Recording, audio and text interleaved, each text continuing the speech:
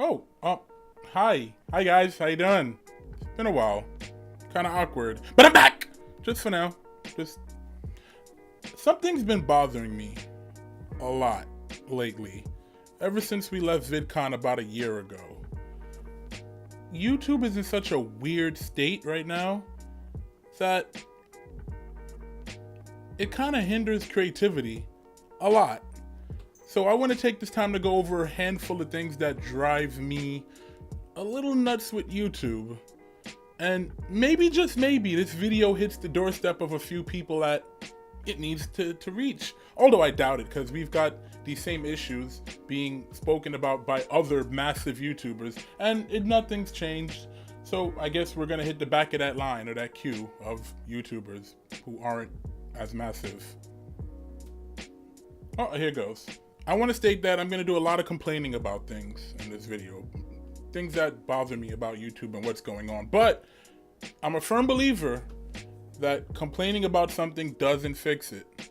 So for everything I complain about, I'm going to take the time to bring a solution. Issue 1, subscriptions. What are they there for? What do they do?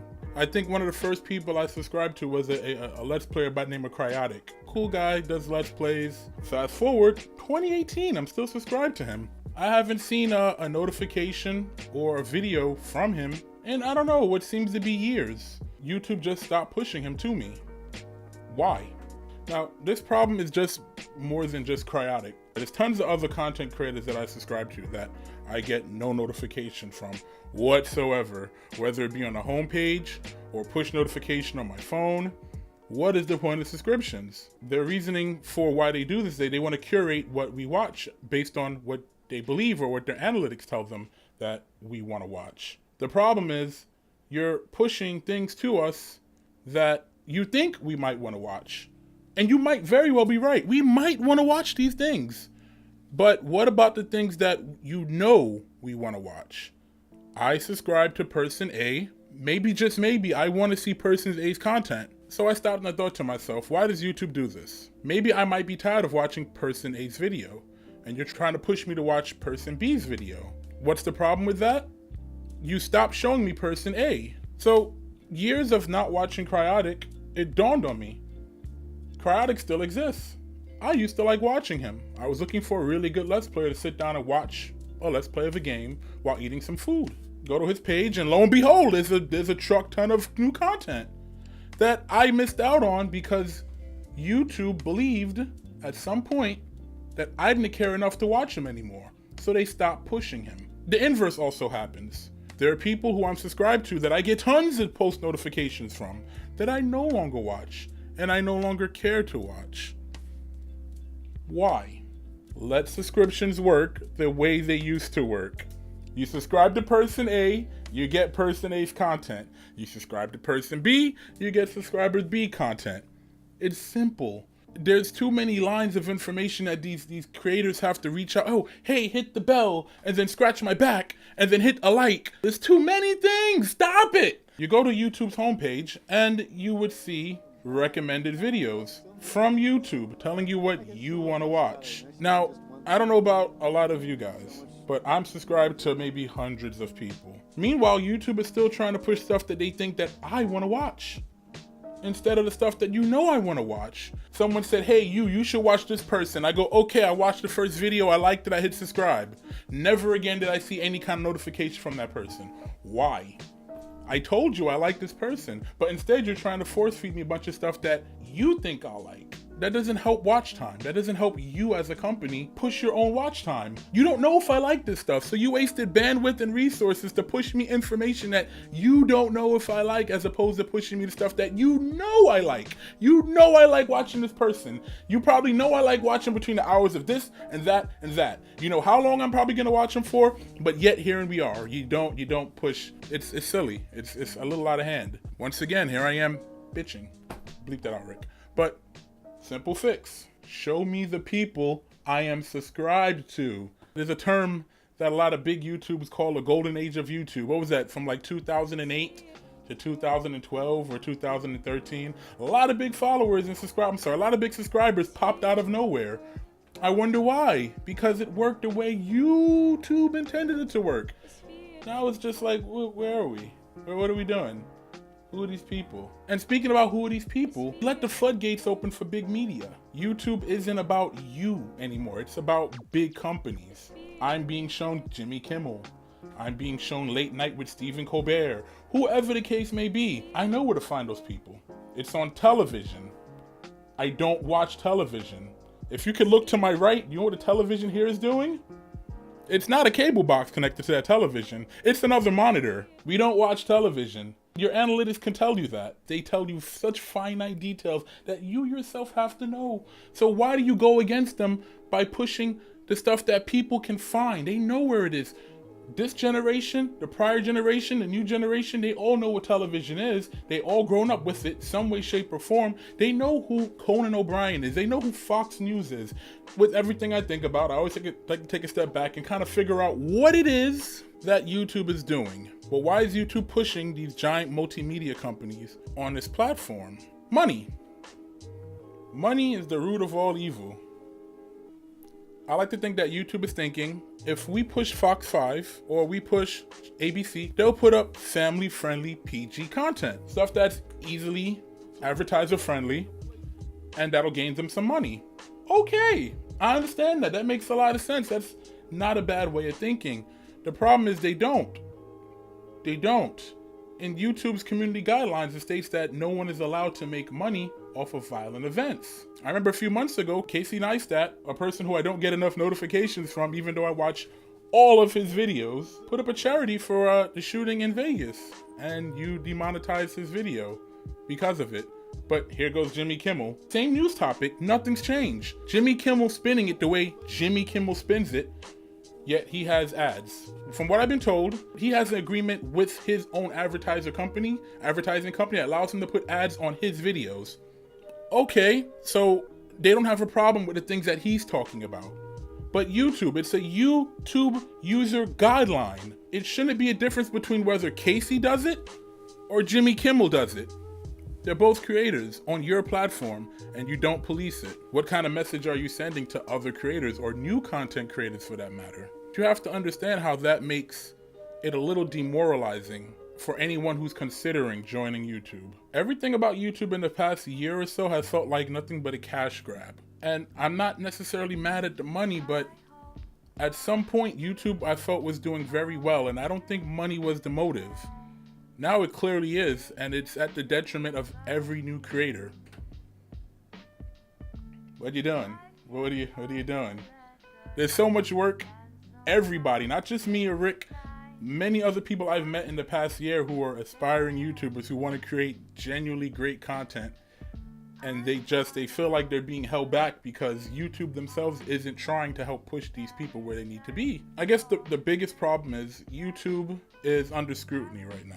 It's not under scrutiny by everyday folk like you and me. It's under scrutiny by mainstream media. The same mainstream media that wants a place on your channel or wants a place on your platform. That same mainstream media that talks badly about how content is slipping between the cracks. The same mainstream media that says that there are quote-unquote ISIS videos that are being monetized. In all of my time, how long has YouTube been out? I've been watching YouTube videos since YouTube's inception.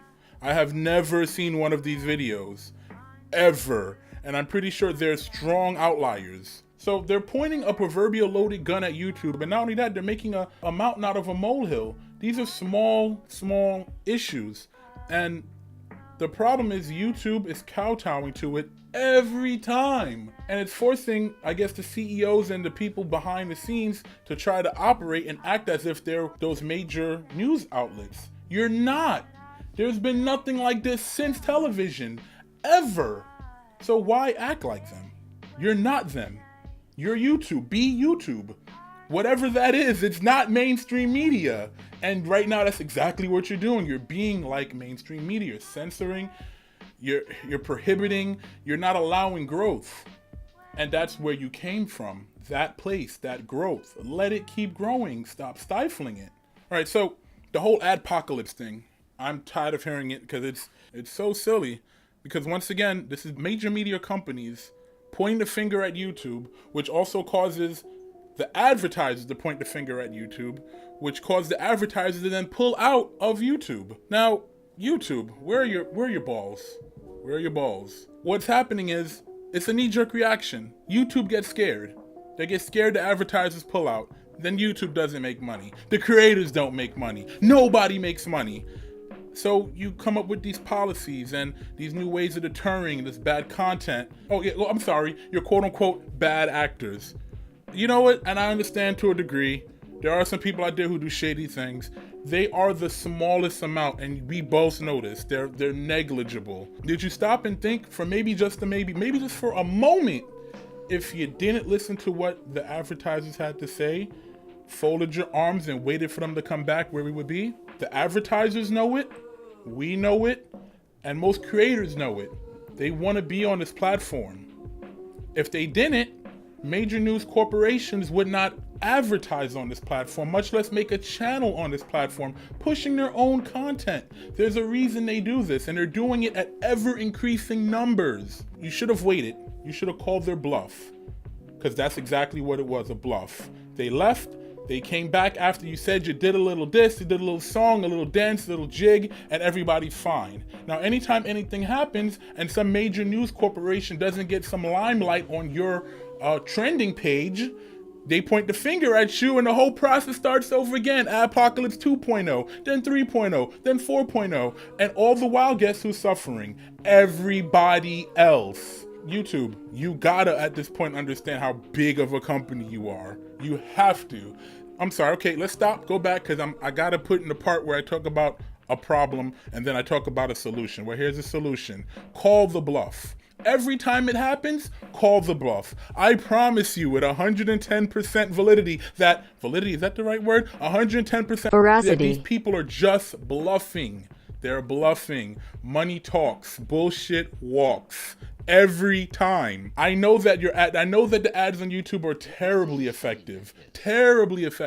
So, and because they're so effective, whatever kind of random news article about some video having some GMC commercial and the video was some kind of jihadist nonsense, whatever the case may be, just wait. They will come right back. The only people who don't suffer out of all of this are your viewers. Your viewers have not gone anywhere. If anything, they've increased over time. The chances of you losing your viewer base right now is slim to none. There is no other platform like YouTube. There's something called like Floatplane. There's Daily Motion. There's a handful of them. I'm not taking anything away from them. They're great, you know. But as far as community is concerned, nothing beats YouTube. Period. Point blank. Period. Not Instagram. Not Snapchat. When it comes to sitting down and wanting to watch a video for the next 5 hours and next 5 videos for the next 5 hours, nothing beats YouTube. Your viewers aren't going anywhere. Your advertisers know this. They have to know this. They see it growing every day. You don't have to do anything that mainstream media does or says. Right now, you're at their beckoning whim because of money. You can easily flip the tables and turn it right back on them. They need you more than you need them. And I don't know if you're aware of it or just too scared to be aware of it. Let them make their noise. Let them point their fingers. You're a private company and a private entity. They can't do anything to you but make noise. And understand that your viewer base isn't going anywhere despite all the noise they make. They can be news articles after news articles talking about YouTube shows this type of video, YouTube shows that type of video. Your viewership isn't leaving. If anything, it's getting bigger. Just stop. Just stop. TV's dying. It's obvious TV's dying. And along with TV dying is the old model of television. The way television is, commercials every, 15 minutes in between shows. That's the old model. YouTube's owned by Google. Biggest search engine ever. Period. You've beaten out Yahoo. You've beaten out Alta Vista. You've beaten out so many of these other big dogs that came to play. And what is YouTube? The biggest aggregator of ads.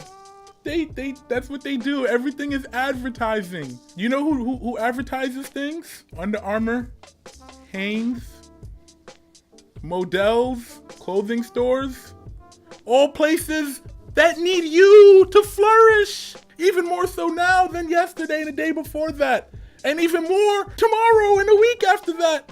There are gonna be more and more people cutting the cords on their televisions. I personally haven't turned on a television in forever. Guys, I work at a sports bar where I make drinks for people, and they asked me to change the channel to some NBA sports game.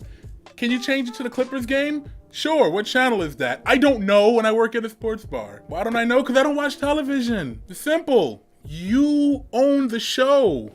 Stop letting these other companies bully you around. You're the next big thing. Where are your balls? Transparency. Transparency. It's transparent as my dirty glasses.